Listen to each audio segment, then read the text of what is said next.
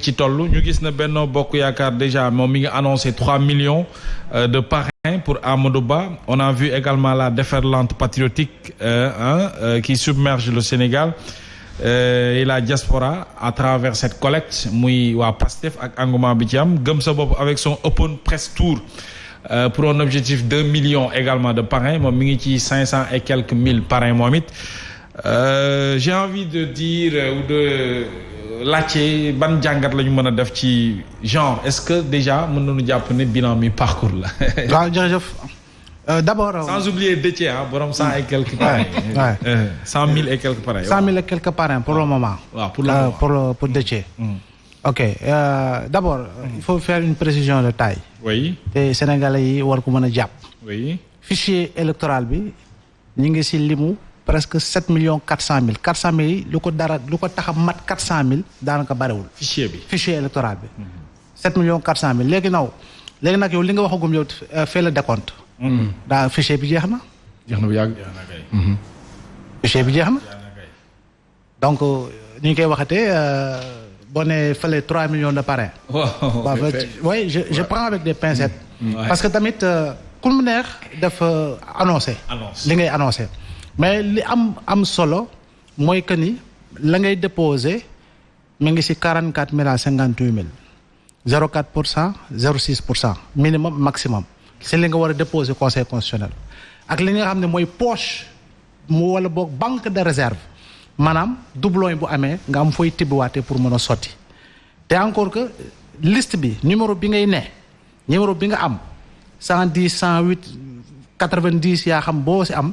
c'est-à-dire que kay gën a sori toujours muy gën a am risque autant de doublons selon ñi ko jiitu ndax am déposé nañu li nga xam ne moo di parrainage léegi nag Mohamed yoo xam nga ko bu baax nous sommes au Sénégal nous sommes dans la politique surenchère bi day bari ku nekk dina def ay annonce mais je pense que am na ñoo xam ne da nga dégg ñu ne am nañu collecté nañu 22 000 tey wala dem 43 000 ak yu demee loolu sax on peut comprendre mais tey jii nii boo nee bilan en fait surtout lu jëm ci 3 millions de parrains bu fi ñu toll nii bon du ma ne amut mais en tout cas je mets des réserves. bëri na la. waaw je mets des réserves pour un fichier de 7 400 000. voilà donc yooyu yëpp dama koy dugal rek ci li nga xam moo di surenchère politique mais li am solo xam nga ba am solo moo di lan aujourd'hui booy xool profilu candidat yi lan la lay jox yow Mohamed. li nga xam ni moo taxaw fas yéene taataan baatu askan wi ñan la. ñan ñoo am chance su jàll ñi nga xam ne amuñu chance su jàll amaana te pourtant ay profil yu baax lañu fan la ñu toll ci parrainage bi ku ci nekk mi ngi yëngu ku nekk mi ngi liggéey te am na ñoo xam ne du leen faral di tudd te il ne parle pas beaucoup. te pourtant liggéey nañu ci parrainage bi tam liggéey gu am solo. c'est ça. tu prends le cas de Malick Gakou du grand parti. Malick Gakou. li mu lay wax nag du waxu. bu ñuy waxee ne waxu grand place. dama lay wax loo xam ne journaliste moom la koy waxee. ni la nit ku mel noonu par exemple. depuis plus de 6 mois. mi ngi teg ay points focaux.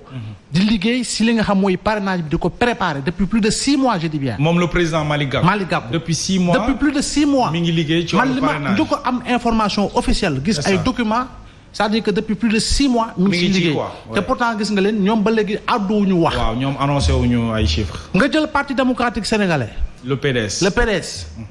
depuis boobu ñi ngi def ay renouvellement instance yi ñi ngi def ay tournée ñi ngi def ay recrutement ñi ngi def ay ralliement te pourtant boobu ba léegi itam ñoom àdduwuñu. te booy xool itam parti démocratique sénégalais si jàngat le temps ñuy xaar seen candidat yegg si comme ni mu koy waxee xëy na teel a yegg si teel a sàppi. teel a yegg si teel a sàppi yéex a ñëw xëy na gën a des saf-safal si Sénégalais yi noonu laa koy jàppee voilà donc su may jox exemple toujours mooy il faut se rappeler qu'Abdoulaye Wade 2000 bu muy ñëw di nekk président il est venu au mois d'octobre. Je rappelle également que Moustapha Niasse a fait près de 40 ans dans le parti socialiste et dans le pouvoir socialiste. C'est à 8 mois de la présidentielle le génn il a été faiseur de roi en 2000. tu vois gis nga politique nu mu sawee donc yooyu il faut ñu siy tenir compte. léegi nag nga jël par exemple un Bougane depuis 2018 il est sur le terrain depuis 2018 en tenant compte de la campagne bi nga xam ne da ko doon def en perspective de la présidentielle mujjul jàll parrainage et au-delà. boo jëlee ay ñoom Abdourahmane Diouf xëy na wax nañu ni parrainage bi xaw na metti xaw na tar. mais ñu ngi ci. mais boobu ba léegi itam ñi ngi liggéey. tout à fait.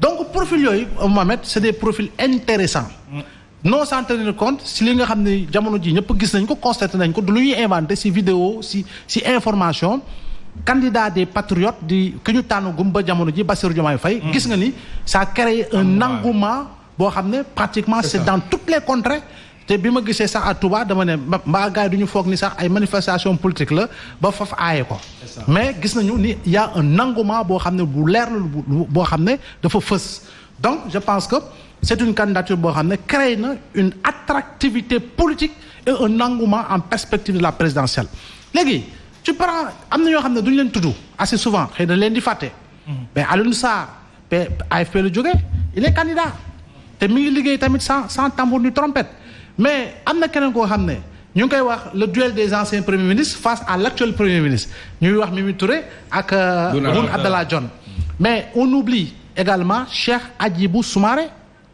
ki nga xam ne il a été ministre du budget il a été premier ministre du Sénégal il a été président de la commission de l'union économique monétaire ouest-africaine te véritablement ku xam nañu ni c'est politiquement xëy na am na loo xam ne du appareil comme nu ngay déggee yeneen appareil mais on sait que c'est un profil boo xam ne il est plus que présidentiable. Bien sûr. am na xam-xam am na jaar-jaar am na dundin gi am na xam-xam gi par rapport ak li nga xam ne mooy fonction yu mu occupé te au-delà du Sénégal dañ koy soxla sur le plan international également donc nit la boo xam ne politiquement correct la doo ko dégg muy wax gu ñaaw doo ko dégg muy saaga mais soo jëlee donc dëxëñ profil yépp Mohamed tu te dis quelque part mais ñun c'est du gâchis quelque part c'est du gâchis parce que on ne peut pas avoir autant de ressources autant de ressources ba pare di dund landerneau politique bu mel nii on ne peut pas avoir autant de ressources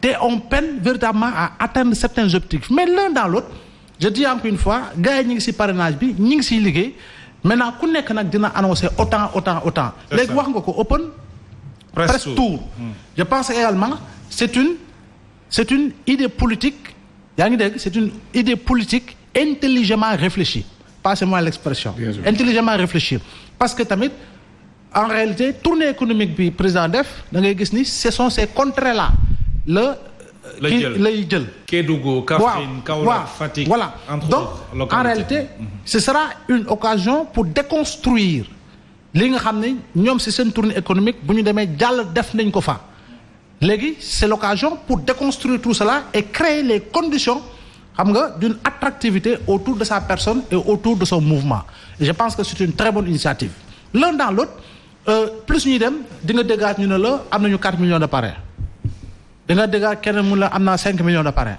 mais je rappelle encore une fois. Ablaye gars yi ak seen valise yi ma gis nga yaakaar am ñu 3 millions de parrains. Mohamed gis nga fiche yi.